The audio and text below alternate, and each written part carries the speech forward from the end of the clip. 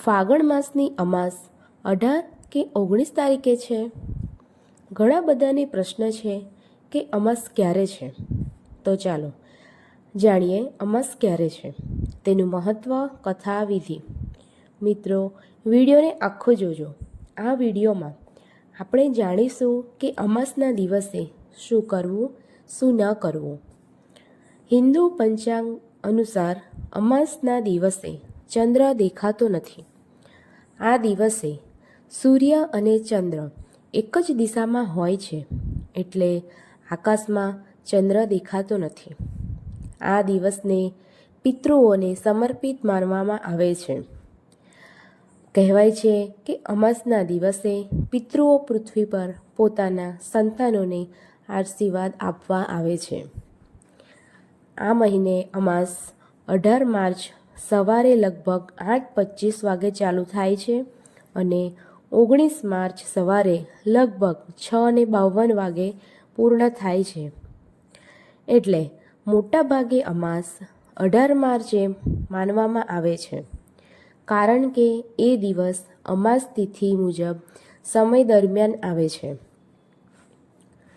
આ દિવસે પિતૃઓને તર્પણ કરવાનું ખૂબ જ મહત્ત્વ છે.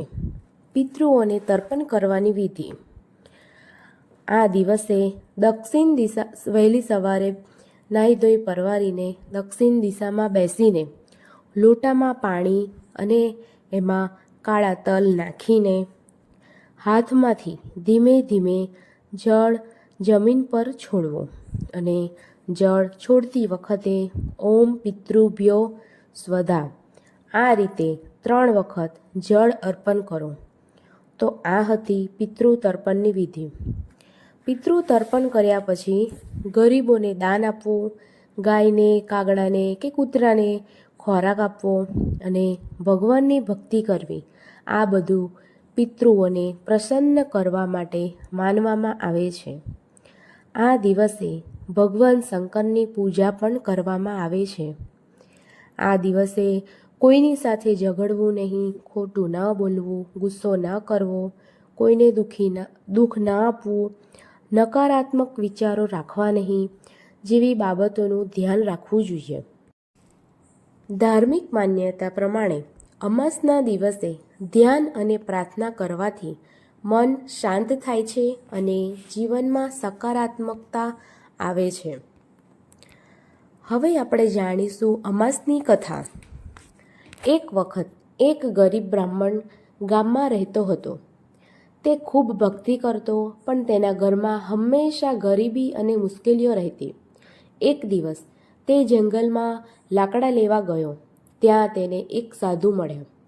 સાધુએ તેને કહ્યું, બેટા, તું અમાવસ્યાના દિવસે પિતૃઓ માટે તર્પણ અને દાન કર. આથી તારા પૂર્વજો પ્રસન્ન થશે અને તારા જીવનની મુશ્કેલીઓ દૂર થશે. બ્રાહ્મણે સાધુની વાત માની. જ્યારે અમાસનો દિવસ આવ્યો ત્યારે તેણે વહેલી સવારમાં સ્નાન કર્યું. પછી તેણે પોતાના પૂર્વજોને યાદ કરીને જળ અર્પણ કર્યું અને ગરીબોને ખોરાક પણ આપ્યો.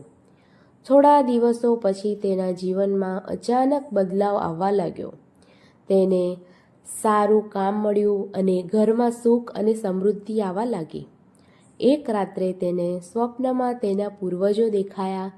તેમણે કહ્યું, તું અમાસના દિવસે અમને યાદ કરે છે, તેથી અમે પ્રસન્ન થઈને તને આશીર્વાદ આપીએ છીએ. તે દિવસથી બ્રાહ્મણ દર અમાસના દિવસે તર્પણ અને દાન કરતો રહ્યો અને તેનું જીવન હંમેશા સુખી રહ્યું. આ કથા આપણને શીખવે છે કે અમાસના દિવસે પિતૃઓને યાદ કરવા અને દાન કરવું ખૂબ શુભ માનવામાં આવે છે. આથી પૂર્વજો પ્રસન્ન થાય છે અને જીવનમાં સુખ અને શાંતિ મળે છે. મિત્રો, જો તમને આ વિડીયો પસંદ આવ્યો હોય તો લાઈક કરો, શેર કરો અને ચેનલને સબસ્ક્રાઈબ કરવાનું ના ભૂલશો. જય શ્રી કૃષ્ણ.